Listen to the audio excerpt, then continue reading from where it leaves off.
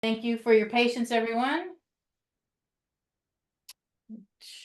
It says recording, so let's go. Here is Cindy and the art of excavating a book's essence. Okay, so I am going to share my screen. Let's see, share that. And if I can play this from the start, let's see here. Oh, there we go. All right, can everybody see that? Good. Yes, we can. All right. Looks wonderful. Yay. So as Celine said, I am Cindy Luxhoj, and I live in Wilsonville, Oregon, which is in southwest of the Portland metro area. And I really want to thank you for having me tonight to talk about my book art adventures. I've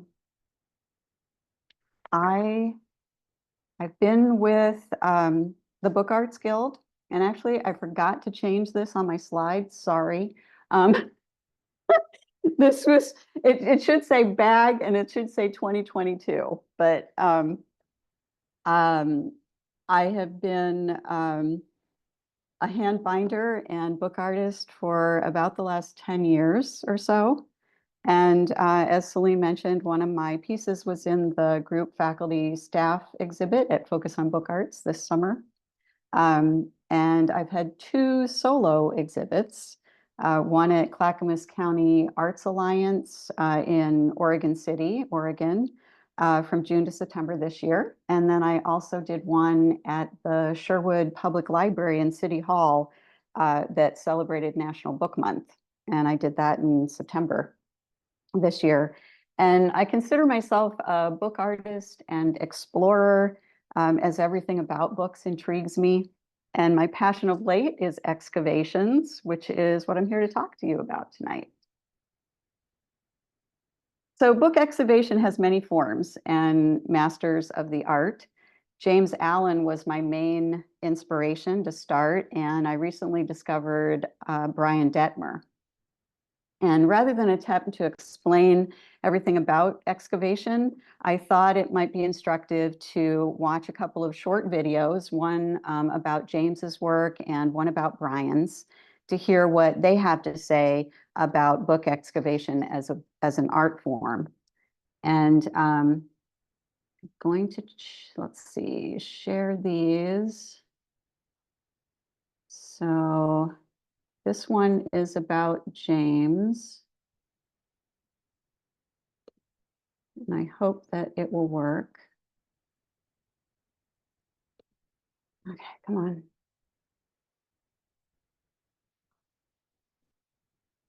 Ugh, hate the ads.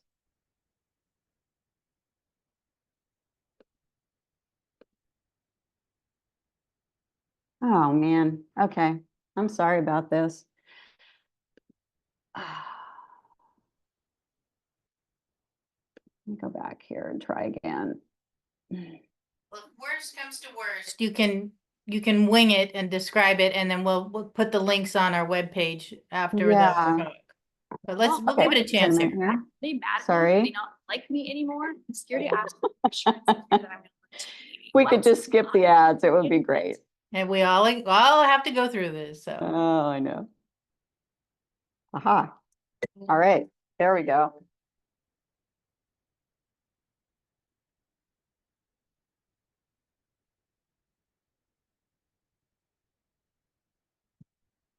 University of Oregon from 1948.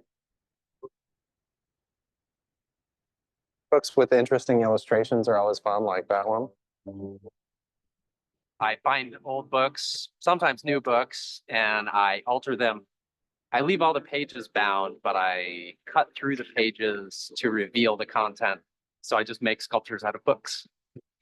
With this photograph, I think that border would actually be easier to incorporate than the face. Oh, I have so many books in line. Wish I could cut faster. In the way Michelangelo is able to carve a sculpture from a piece of marble, James is able to carve a sculpture from a book.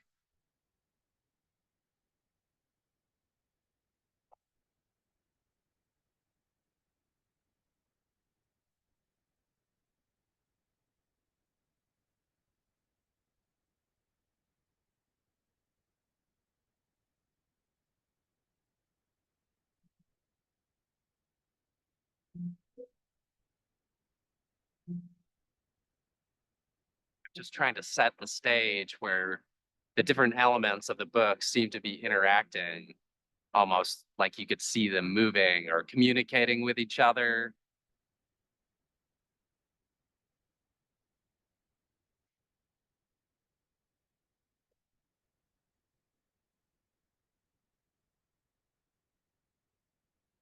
James does book excavations, and they fall in the category of book and paper art. He's basically dissecting books and making them into a completely different graphical sculpture. There's the Battle of Ecnomus in Roman history. It's sort of about time because you're digging into the past. You know, I'm digging, as I'm excavating the book, I'm discovering things.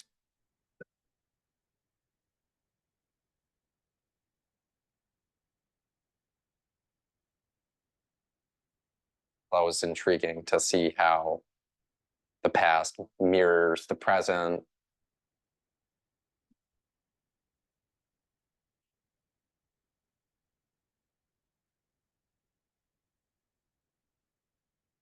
I've always been fascinated with altering existing objects, and it started out as a way to take media that was already out there and making it more interesting to look at.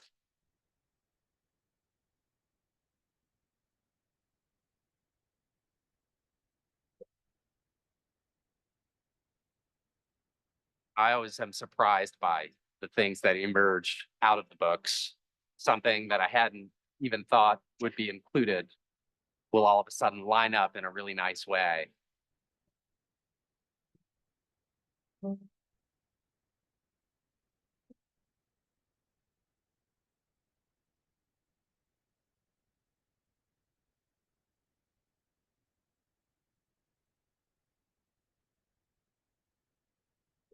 Wow.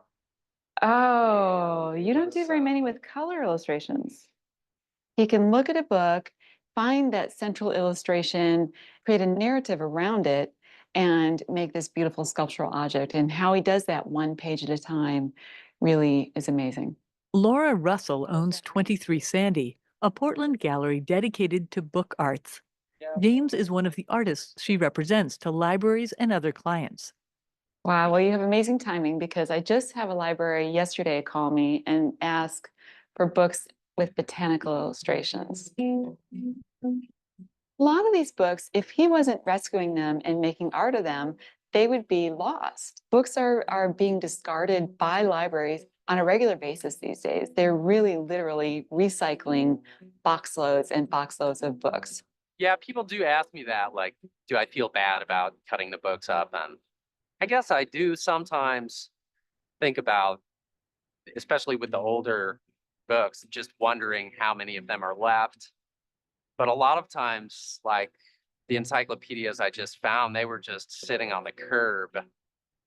You know, if it rained, they would be all ruined. So I feel like I'm kind of rescuing them in some ways and giving them new life and then bringing attention to their beauty.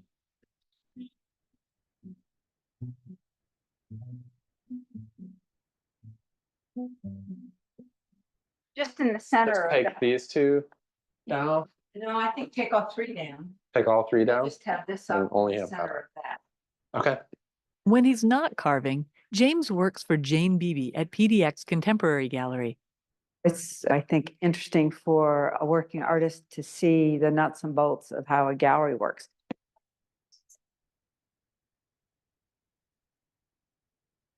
I've been doing preparator work and art handling for over 10 years. So it's nice to have a steady income to be able to know, well, if my art's not selling, I can still pay my rent and pay for my studio space and, you know, eat.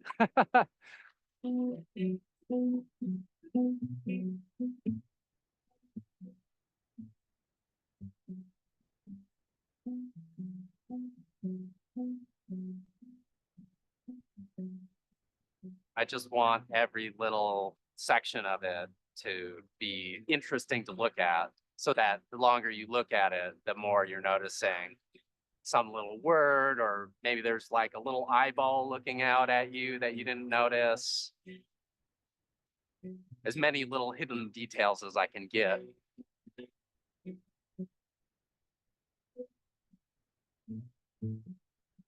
They generally tell me when they're done, so then I just move on to the next one.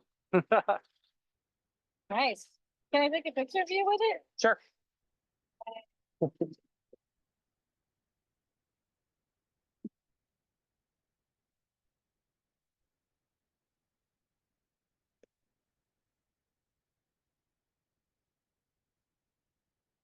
Okay. So that was James, and then Brian's are a lot more elaborate.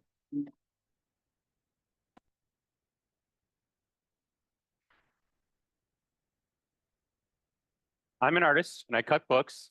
This is one of my first book works. It's called Alternate Route to Knowledge.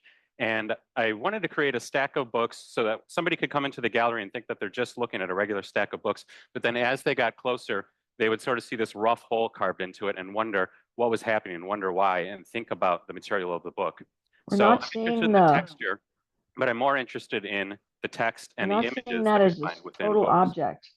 We're seeing it only in Most a of my small work, what I do version. is I seal the edges of a book with a thick varnish. So it's creating sort of a skin on the outside of the book. So it becomes a solid material, but then the pages inside are still loose.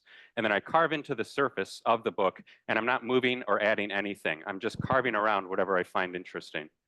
So everything you see within the finished piece is exactly where it was in the book before I began. We're seeing you, not the I book. think of my work as sort of a Seeing you remix big where and I the feel book like I'm tiny. working Hold on with a somebody second. else's material in the same way that a DJ might be working with somebody else's music.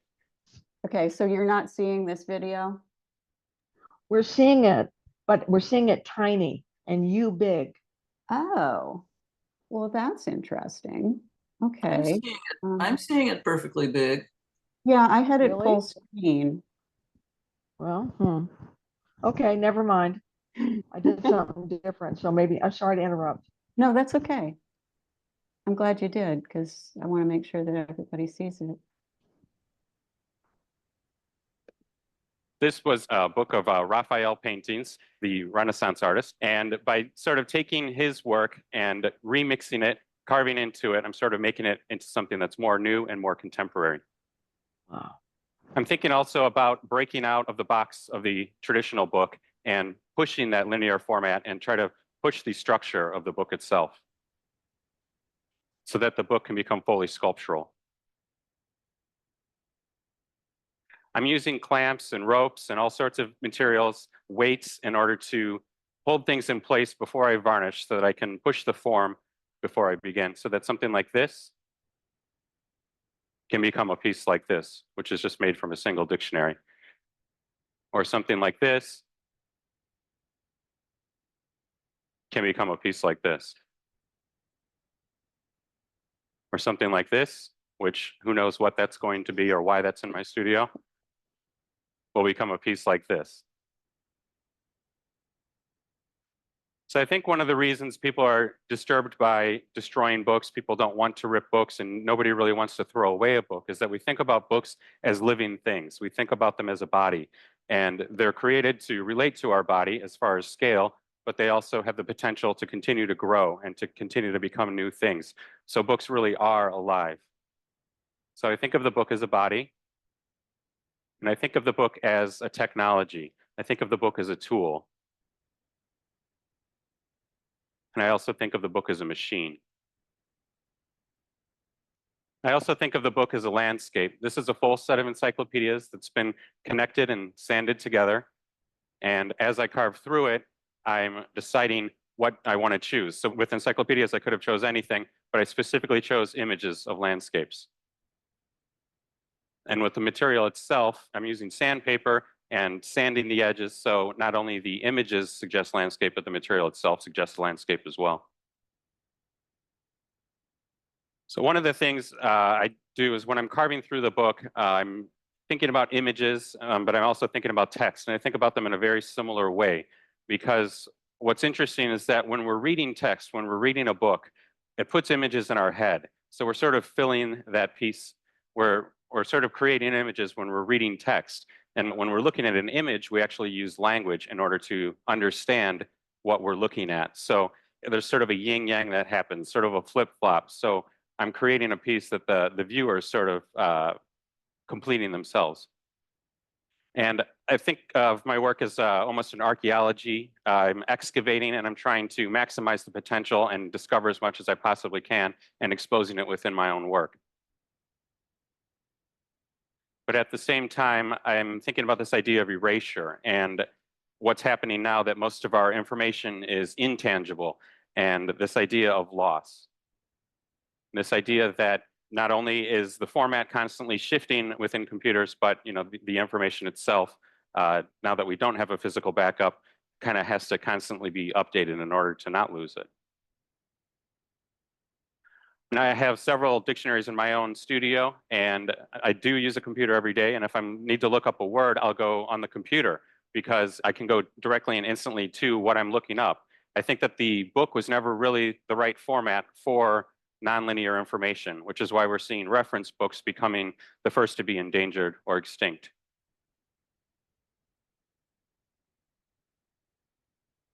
So I don't think that the book will ever really die. People think that, now that we have digital technology, the book is going to die, and we are seeing things shifting and things evolving. I think that the book will evolve. And just like people said painting would die when photography and printmaking became everyday materials, but what it really allowed painting to do was it allowed painting to quit its day job.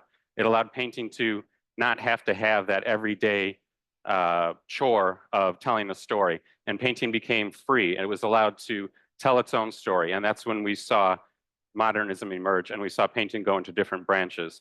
And I think that's what's happening with books now that most of our technology, most of our information, most of our personal and cultural records are in digital form. I think it's really allowing the book to become something new. So I think it's a very exciting time for an artist like me, and it's very exciting to see what will happen with the book in the future.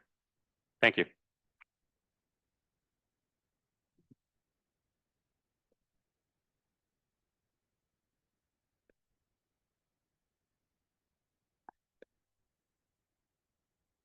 So,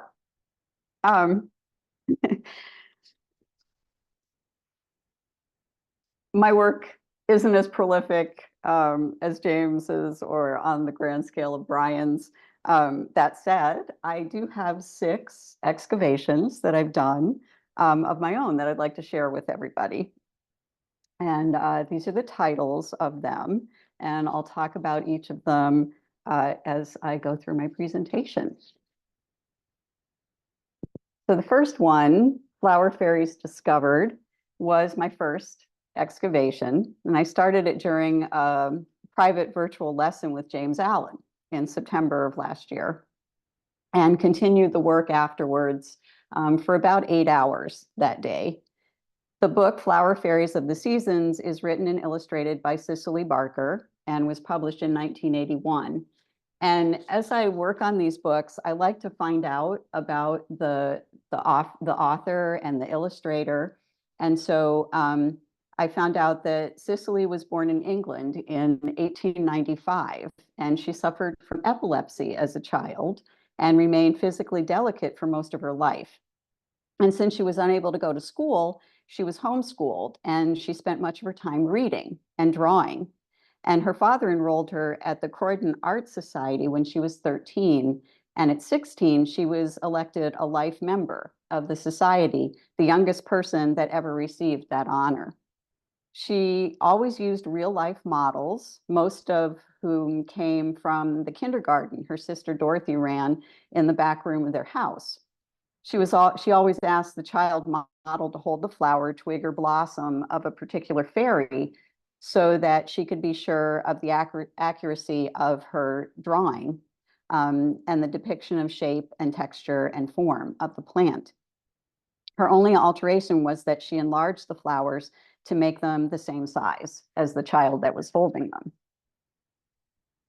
I started this excavation, as I do most of mine, by flipping through the book. And I looked at where the illustrations are located, and I think about the dimension and location of the window that I'm going to make in the cover. I'm more calculated and systematic than James or Brian, often using tracing paper to map out key illustrations I want to keep. And I note what page the illustration is on in the book and the number to indicate what level it is at in the excavation. For instance, the flower fairy circled in the lower right is on page 11, and it's numbered number 1. And that's the first illustration that I'll keep. And the fairy circled at the top of the page is the snowdrop fairy, who's on page 93 of the book, near the back. And I wanted to be sure she was visible in the completed excavation, so I had to make sure that I didn't keep an illustration earlier in the excavation that would cover her up. Cutting the window is, I take a big breath before I do that, and I cross my fingers that I've calculated the location correctly so there won't be any white space or picture borders that are visible inside the window of the excavation. And after the window's lifted out, it's time to start cutting. And as you can see on the left, the first few pages to go are the end paper and the title page, which are full rectangles. The excavation takes a lot of patience and thought and a lot of X-acto blades. And I constantly flip through the pages and refer to my tracing key, keeping and double checking what to remove and what to keep. Sometimes there's a surprise and I'll decide to keep an image that I thought I was going to discard and vice versa.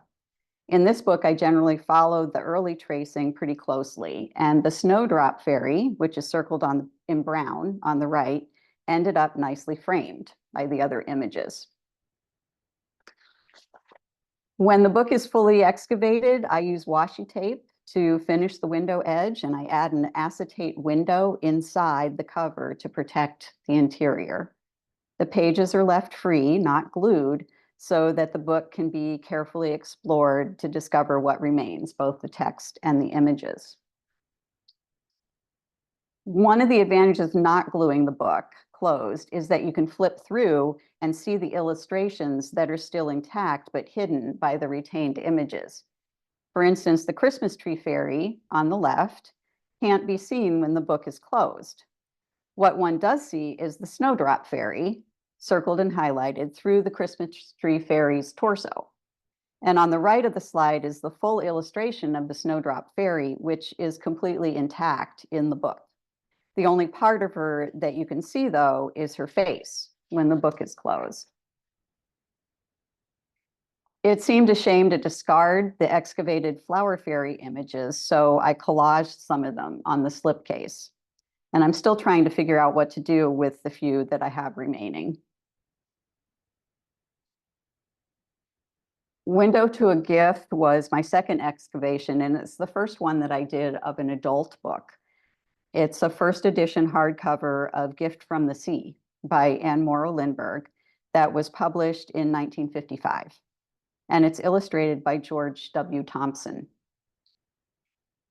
Lindbergh was an American writer and pilot, and she was the wife of decorated pioneer aviator Charles Lindbergh, with whom she made many exploratory flights. She authored Gift from the Sea in 1955 and became an inspirational figure for many American women. After suffering a series of strokes in the 1990s that left her disoriented and disabled, she died in 2001 at the age of 94. Gift from the Sea is one of my favorite books, and I've read it several times. This is a double excavation, which I'll explain what that means in just a moment.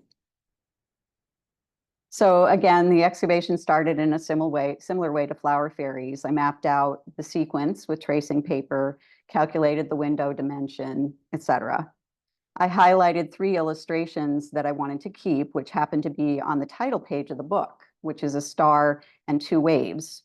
And sometimes with the star, as with the star and the waves, or the words Lindbergh and the sea, you have to fashion an extension from the edge of the window to the image to keep it anchored as you excavate down into the book. And also notice the numbered sticky notes on the right-hand side of the book. These correspond to the numbering on the tracing paper, and they help keep me anchored as I go down into the book. There are a couple more, these are a couple more progress shots. And for example, on the left, you can see the printed text in the circled and shaded area. And then if you follow the arrow to the right, you can see where I've excavated and removed the page with text in that area to reveal the image below. And I think it's a little piece of rope that's there. And I said that this was a double excavation. It just so happened that there was an illustration of a window on a page at the back of the book. But the problem was that it was on a left-hand page facing the back of the book, not on a right-hand page facing the front. And I wanted to keep it. So I decided I'd cut a second window in the back cover and excavate the page or two inside that revealed the illustration. So it's a double excavation because I excavated from both the front and the back.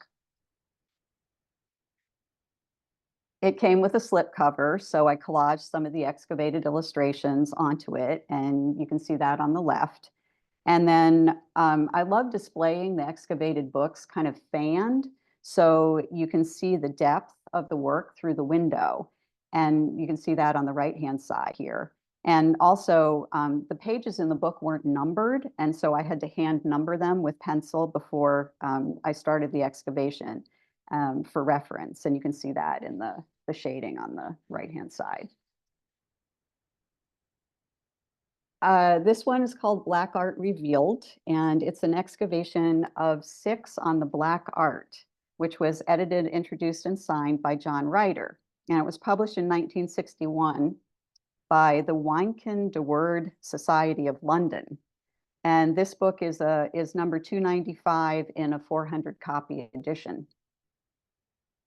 The Wynkin de Worde Society was founded in 1956 and is named for William Caxton's journeyman, Wynkin de Worde.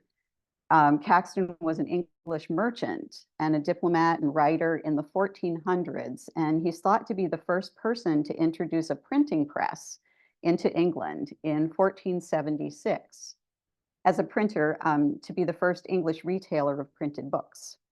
And after Caxton's death, de Worde was the first printer to set up his shop in Fleet Street, which was the world's most famous center for printing for centuries. The Wynkin de Worde Society's members are dedicated to excellence in all aspects of printing. And this is my second excavation that's not a children's book. I found that unless one uses dictionaries or encyclopedias or field guides, similar nonfiction books, it's really hard to find one for adults that has line drawings or lends itself to excavation. 6 on the Black Art includes extracts on printing, known as the Black Art, from essays by Balzac and Abbott, Joyce, Franklin, and others, and a variety of illustrators contributed as well. I really like the monochrome color palette of this one, as well as the focus on printing. There was an illustration of a printing press near the back of the book, and it's highlighted in the tracing on the left and the excavation on the right. I thought it important to keep that since the art of printing is the focus of the book. And an added bonus of keeping that page was that the colophon with the edition number and the editor's signature is on the back of that page. So if you look really closely, you can see the bottom of the illustration through the page, and behind that you can see the bottom of the illustration of the printing press. And since I didn't excavate through that page, the colophon is still intact in the book. And as I usually do, this one came with a slipcase, so I collaged some of the excavated images onto the cover. And I added the washi tape around the frame and installed the little window glass in acetate. And then this is the finished product with the book closed on the left. And then on the right, a 3D display that you can kind of see some of the depth from having the pages fanned on the right.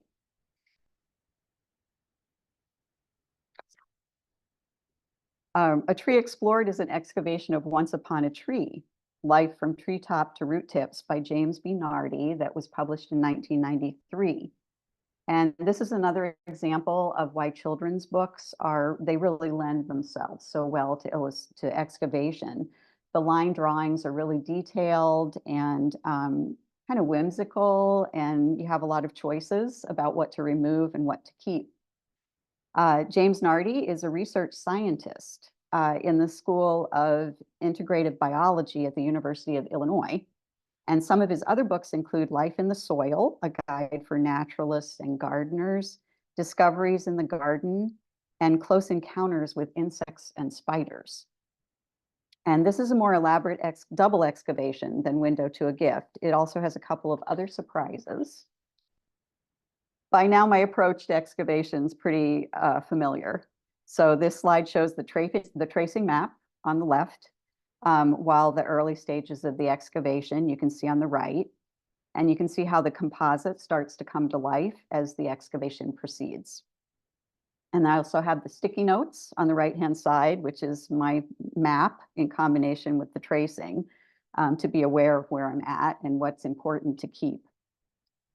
The tracing map on this one, though, it's more broad than on the other ones. And I'm always excited when I come across an image or a bit of text that I may not have planned to keep, but that fits really nicely into the composition and fills the white space that otherwise may not have been had an illustration, or it could have been really boringly just blank paper.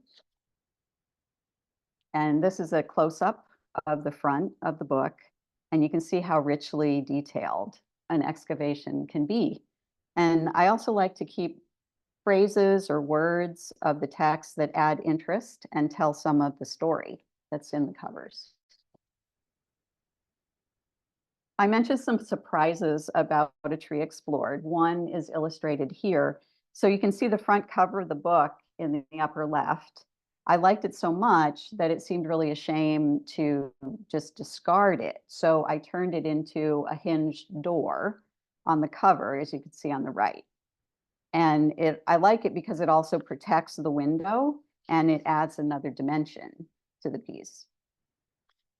I did the same on the back cover. There's also a hinged door in the back. And the problem, one of the things with this one was that it didn't have a slipcase. And so I didn't want those doors to be opening and just kind of at random. So I decided to design a custom case to put it in. And that's kind of the second uniqueness of this one.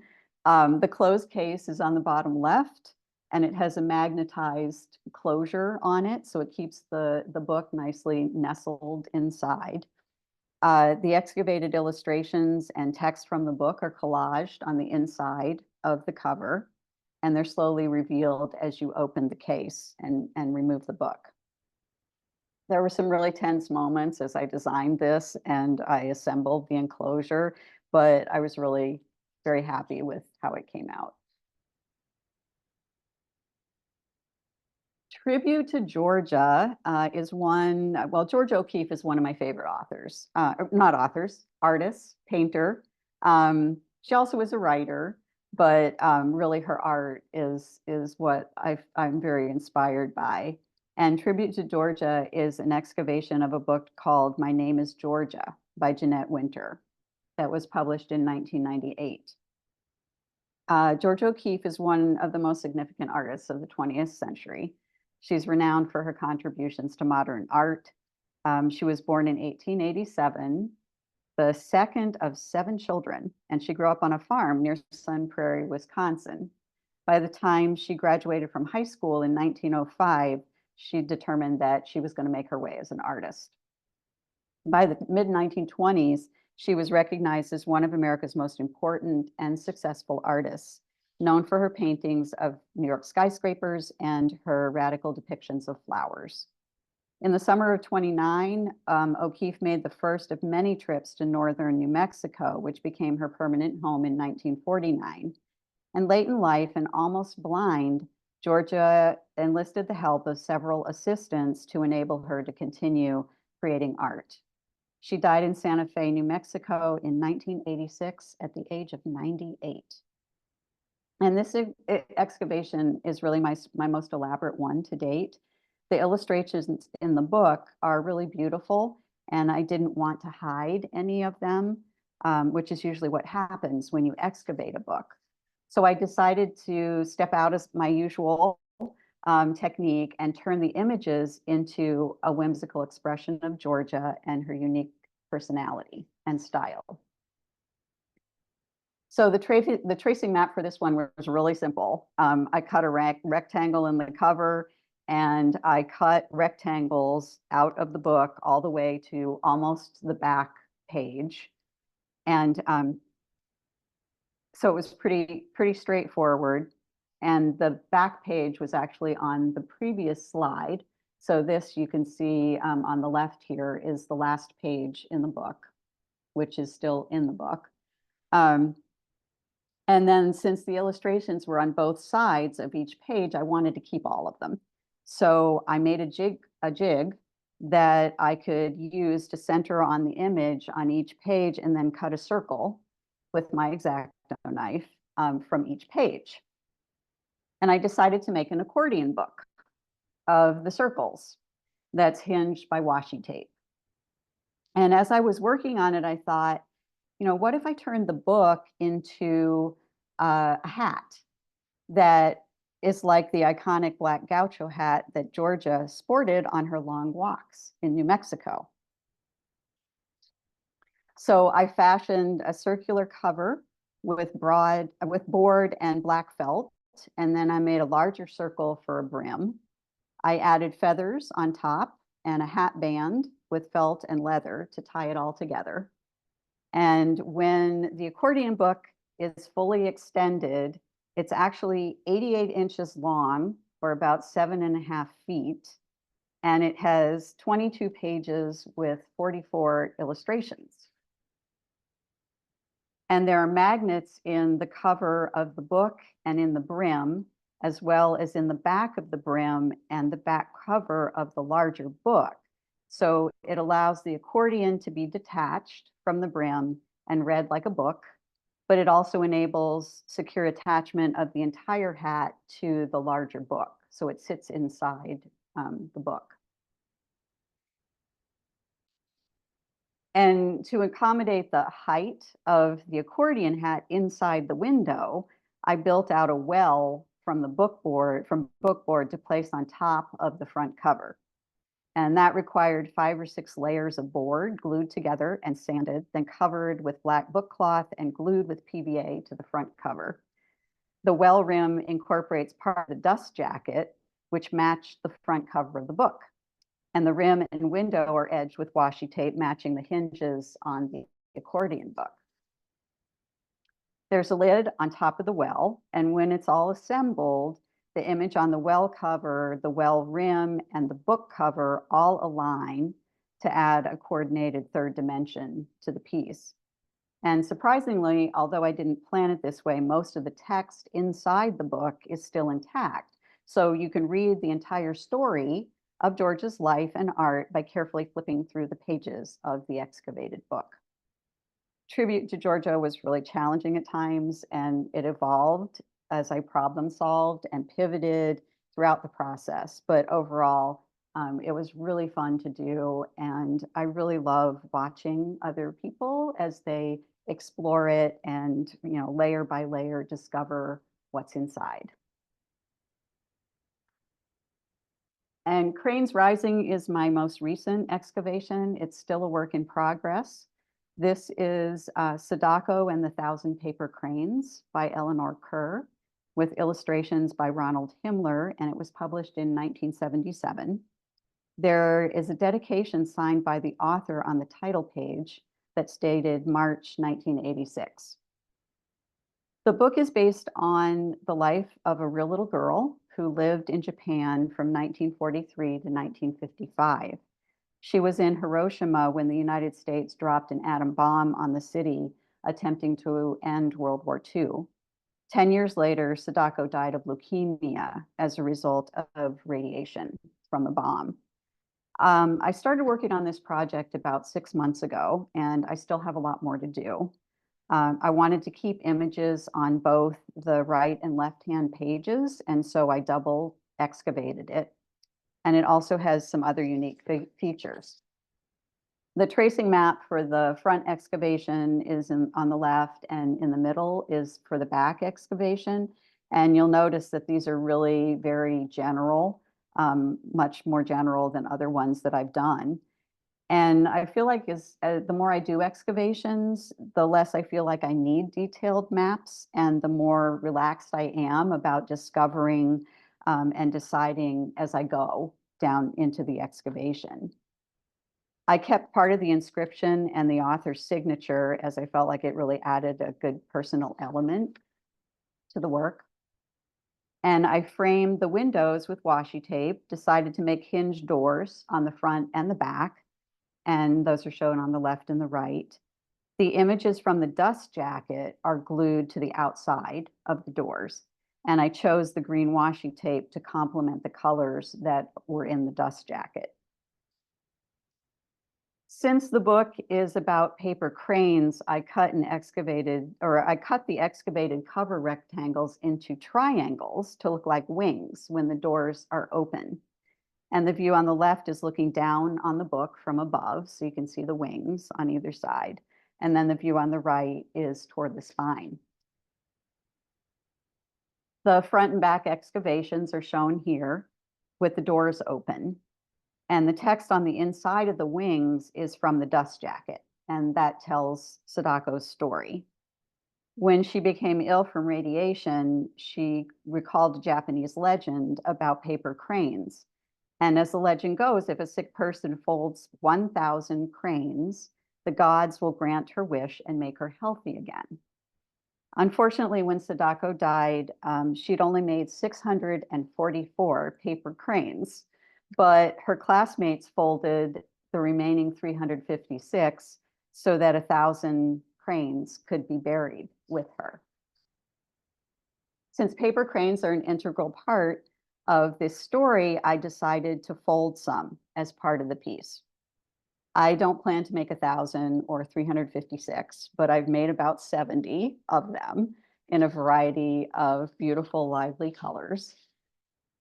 And the final step in the project is to make a Japanese box based on instructions from Kojiro Ikegami's Japanese bookbinding.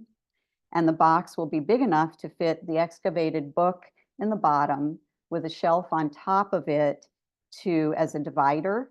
And then strings of paper cranes will be on top of the book inside the box. And the box is going to be covered with Japanese silk book cloth and in green to complement the color of the washi tape of the window frame of the excavated book.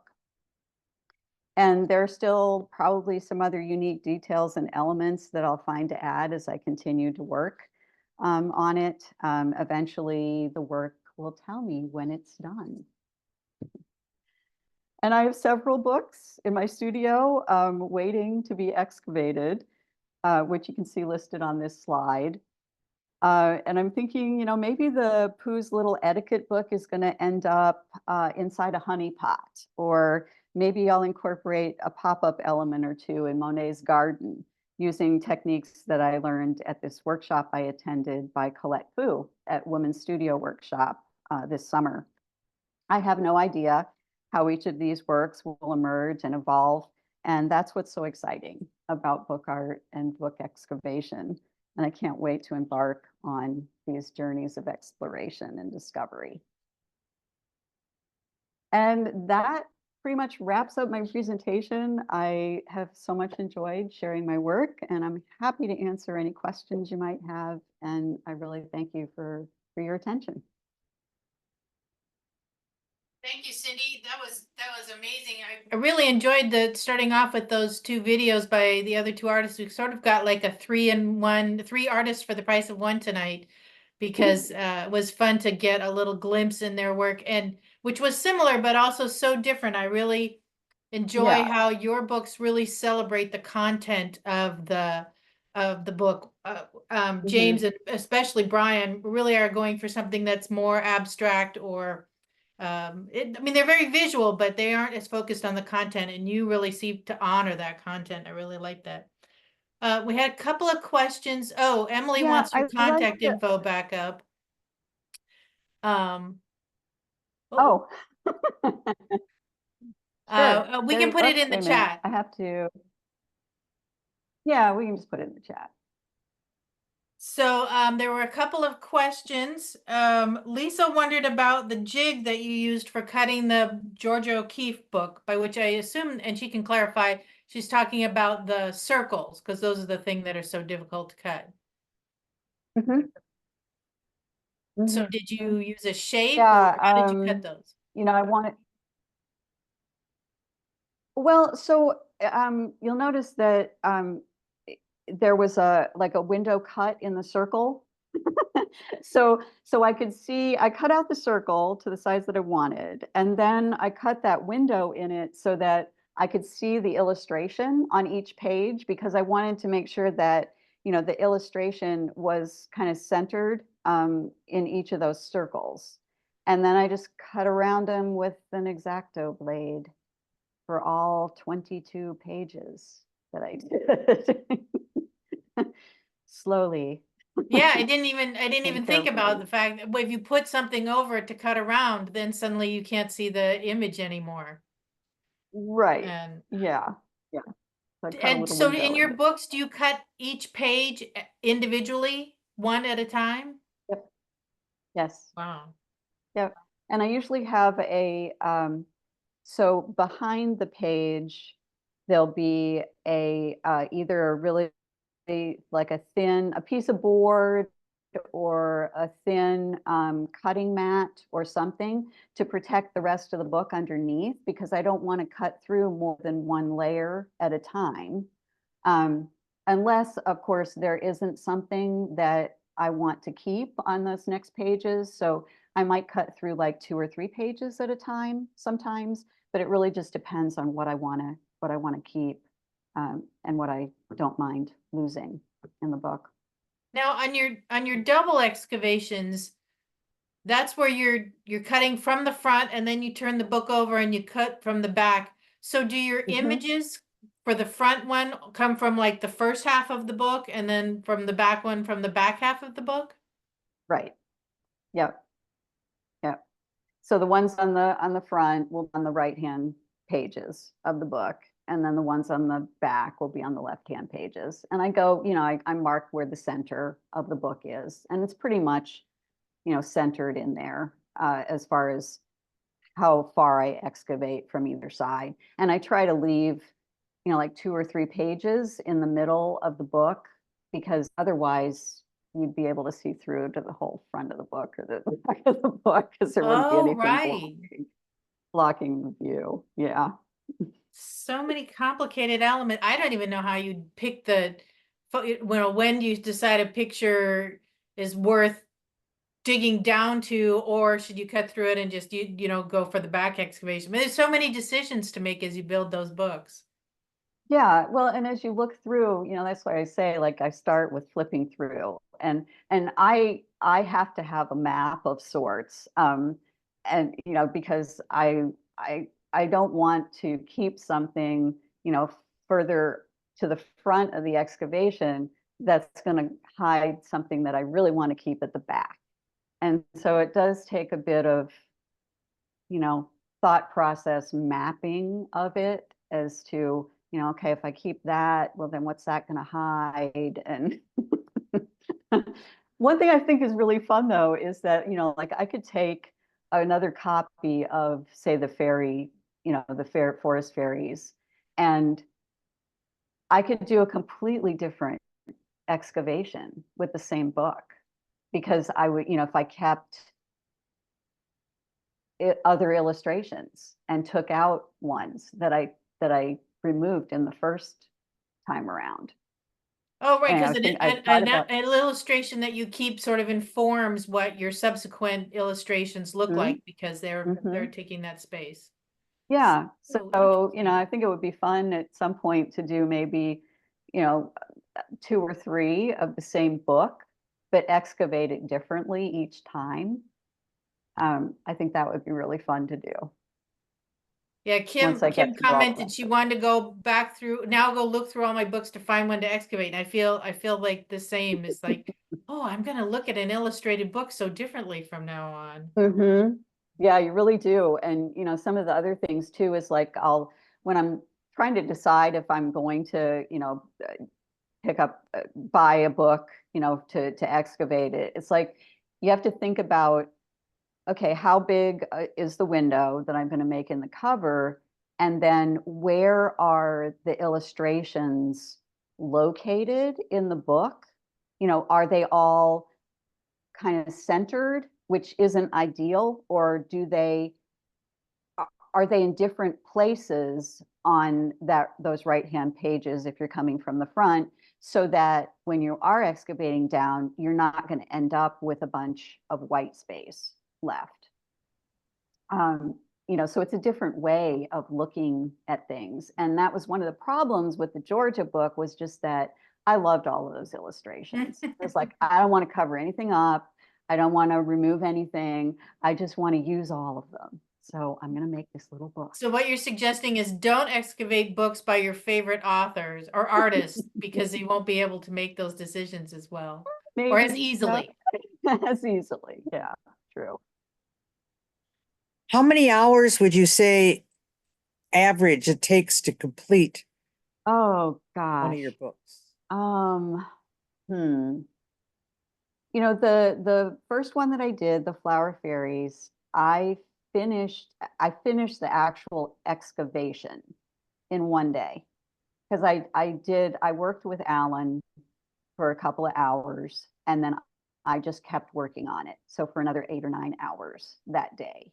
And so I'd excavated it, but then I had to do the rest of it, so like doing the border and putting the window in and things like that, and collaging the case.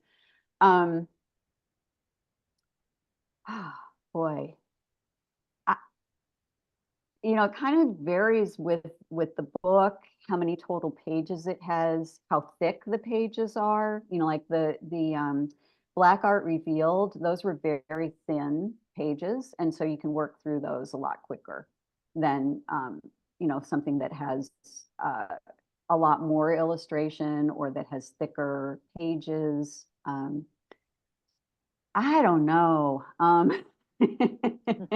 Maybe like, 10, 20 hours, depending on the book.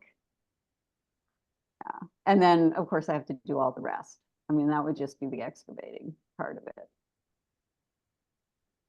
Do you excavate just a particular zone, like one corner all the way through, or do you do the whole scene, every page? I mean, the whole page, every sheet. Yeah, you really do have to do, like one page at a time, from the front to the back, or the back to the middle, or whatever it is. Yeah, you can't, at least in my experience, you can't, like focus on one little corner or something of it. You have to do each page. Paula said Brian Detmer said he fixes his book in lacquer first. Does he excavate blind, or do you know how he gets through that fixed book? Yeah, I don't know. I just choose not to do that.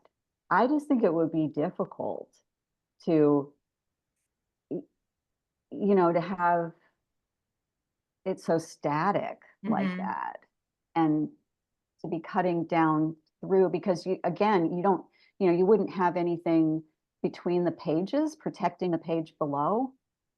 Oh, right. So, I don't know. I think it would be really difficult to do that. But I guess that's how he chooses to do his. I just think that's so fascinating. I mean, those things are incredible. Diane wants to know what kind of knives you use and how often you have to change your blades. I just use those basic X-acto knife blades. I don't know what they are, number 10, number 11, something like that.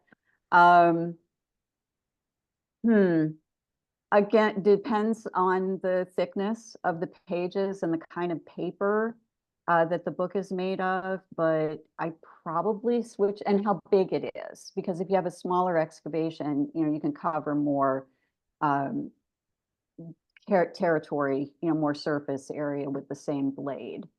But I probably switch them out, depending, like every 5 to 10 pages. Oh, wow. Yeah. I thought you were gonna say like once a day or something, but No. oh, No, you have to have a good stock of X-acto blades. And somebody suggested that that you use a whetstone and just, resharpen them, because you're really just using the tip on most of this. But, I've never tried to do that. I don't know how successful I would be at sharpening the blades. Maybe I could just keep them and try it at some point in the future. But I buy the containers that have like 10 or 15 blades in them. And I make sure that I have a good stock of those when I'm excavating. I noticed that James I think he uses a scalpel, a surgical scalpel yeah. for his, which I've not Maybe tried those are that. sharpenable, more sharpenable or something. Yeah, maybe. Don't know. Now, Lynn asked an interesting question. She wanted to know if you sanded your cut edges, of the excavation to smooth things out. Not of the paper itself. Sometimes with the cover, with the window in the cover, but then I usually put washi around, to make the frame. So I haven't sanded that. The only time that I did sand something was when I did the well on the cover of the Georgia O'Keeffe book. That took a lot of sanding. Get that smooth. Right, because you were getting into that. And it was several pieces of board. It was like I think it was 6 layers of Oh, board. wow. Yeah. Jan wants to know about a mistake. So presumably where you cut through an image that you wanted to keep.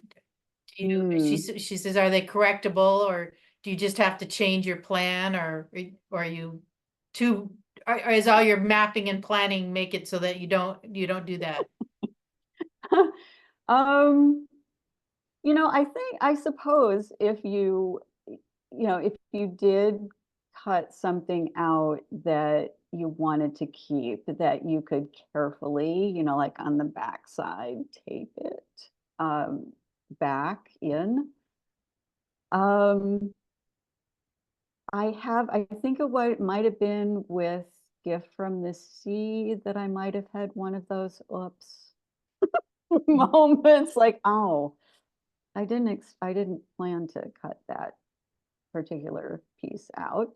But then I just, you just pivot and you just keep going and hope that there's going to be an illustration farther down in the book that will fill in that space that you inadvertently got rid of. There's some great comments in the chat. I don't know if you've had a chance to look at them. I'll send them to you about different exhibits people have gone. And then Mark noted that some of Brian's talks about the book excavations were both destruction and then also saving the book, and comparing also to archaeology. So because it's same thing in archaeology, you destroy the site to expose it and study it. And you're theoretically destroying the book, but in your case, you're exposing it to emphasize the story or the elements that you find so compelling. So, bringing new focus to a book that was otherwise, closed and sitting on a shelf. Yeah, and I just like that you can look through the window and you can see a composite, of what's inside. And it's and I just feel like it's my way of celebrating these books, by having that excavation there, that window into the book, but also by adding, those other details to it, that tells more of the story. I really like, finding out about the author and, authors, the illustrators, what was their story, and bringing that out in the book.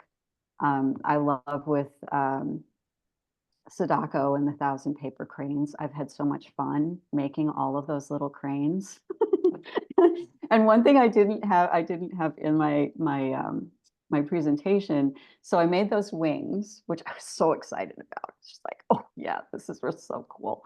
But a lot of times, gravity is not your friend, right? And so those wings are up off the surface of when you stand it up.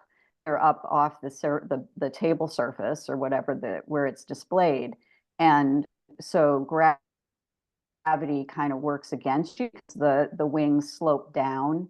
And so I was a little bit concerned about that when it is displayed, I'd prefer that the wings be level. And so I was like, well, what am I going to do about that? How am I going to do that? And then I thought about, okay, what about chopstick rests? And I could get some of those and set them under the tips of the wings so that it would keep them up more level. And so I started looking for chopstick rests, and turns out that you can get chopsticks rests that look like paper cranes. And so, so I have these little white cranes that will eventually be on the cover, the lid of the box. And I'll probably attach them with some Velcro or something like that. So there'll be those 2 white cranes on the cover of the box. And then when you take out the cranes and you take out the book and you set it up, you can put those cranes under the wingtips to keep them level. Very interactive experience. Yeah, yeah. Well, I like how the whole book, it isn't just carving the book, it's a whole experience of learning about the author and learning about the story, and it's letting art take over your life, and what can be more wonderful than that? Oh, I know. All right, well, I'm going to ask if anybody else has any more questions. Well, I have one. Okay. For the Georgia O'Keeffe book, and using all of her pictures, and you're using her book, do you ask permission in terms of you're going to sell your sculptured piece, or is there a collaboration or discussion? I haven't. One thing I do is I make sure that if I've cut through it's not the title page, but it's the page of the book that has the copyright and all of that on it. I will often take that and glue it somewhere inside the book so that is still intact, and give credit to the author and the publisher and that. I haven't sold any of my works, and I, at least at this point, don't plan to, because I love them too much. and they're totally for my enjoyment. James and Brian, I assume, sell their works, and I don't know if he keeps, that title page with the credits on it or not. I haven't really looked into that, so I don't know if there would be a problem with, my altering a book like that and then selling it as my work. It's a good question, though. Have you shown your work? I have just some of it. I had just a couple exhibitions this year. There's an organization called Clackamas County Arts Alliance, and they, for artists that live and or work in Clackamas County, which I do both, they invite artists to apply to exhibit in public venues throughout the county. And so the one that I did this year was it was a glass display case at the Development Services Building in Oregon City. And that was for, boy, June, July, August, like 3.5 months that my work was there. And I had, boy, I think it was about, might have been like 18 pieces that I had in the display case there. And they weren't all excavations. They were just a variety of books and boxes and, you know, book art that I have done over the last few years. And then the other one was at Sherwood Public Library in Sherwood, Oregon. And that was for a month. It was in September. And I geared that one to celebrating National Book Month. And so besides having my work in the display case, I also included some of the books that I have about making books in there so that, you know, people could hopefully be inspired, you know, to do it for themselves, or to at least check out, you know, making books and handmade handbook binding. And I recently found out that I applied again to Clackamas County Arts Alliance, and so I will be exhibiting next year as well. I'm not sure which venue that'll be in there, so. As you were describing that you put books about making books in your exhibit, I thought, well, those are often illustrated. Maybe one of those needs to be excavated. True. Kind of like your one on the black art. That was very cool. The one about printing. Yeah, yeah. An interesting way to look at the illustrate, you know, an adult topic, but still with illustration. So that was cool. Yeah, those are harder to find. I bet. Mm-hmm. All right. Well, I'm going to thank you very much for a wonderful presentation. Very interesting. I really loved all of the process photos and seeing how you did that in it. Because you can look at the work and admire it, but then getting to see how you enter it and work through it is very interesting. So thank you for sharing that much detail. I loved it. Yeah. You did mention that you had studied with someone doing some kind of intensive. Who was that?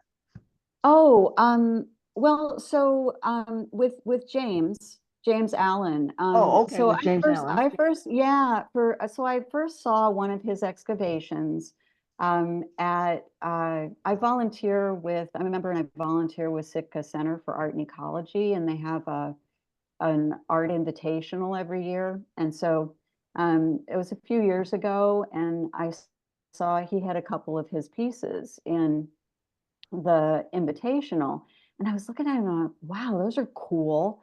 And so I looked him up, and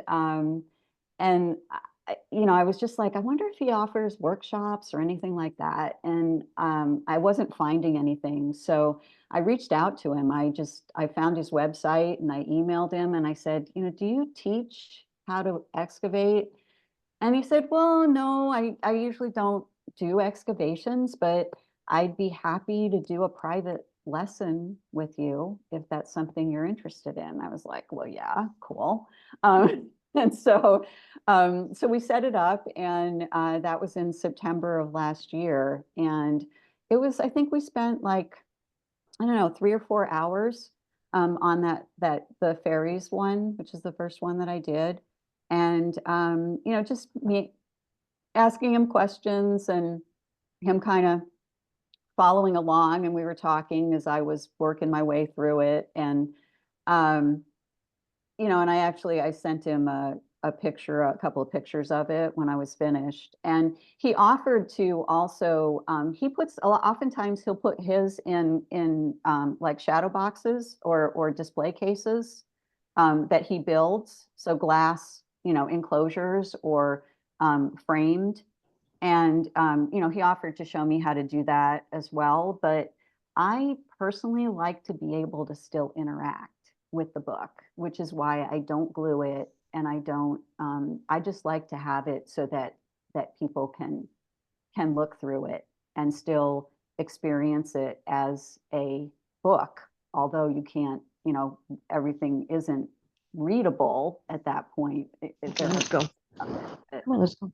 Yeah, so that's in excavating, that's the person that I've, And worked he's in Oregon? Actually, he used to be in Oregon. He now lives in Tennessee. Oh, But he comes out here, I think, occasionally, and has continued doing his work there. He moved there, I think. They moved to be closer to his wife's family, I think it was. But he does come out here sometimes. okay, great. All right, Yeah. I'm gonna, Great job. Thank you. thank you. Thank you so much. It's been great. And Celine, I'd love it if you would send me the